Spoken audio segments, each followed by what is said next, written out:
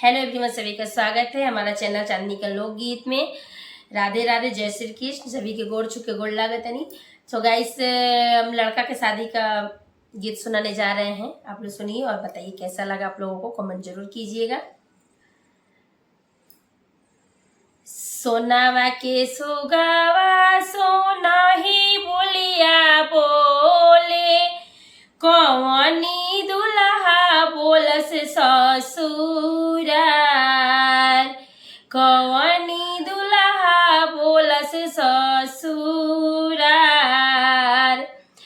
काला सके ओते ओते सासो राजा करे, रहा बबुआ आजू के रात, रहा बबुआ आजू के रात।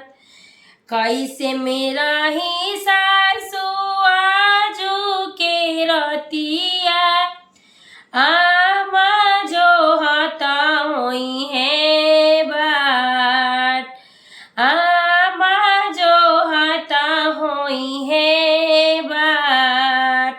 जोहत होई है बटिया, फाटत होई है छतिया, नैना डरत होई है लोर, नैना डरत होई है लोर।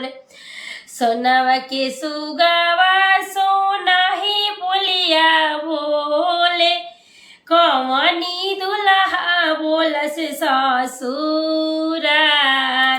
Thank you.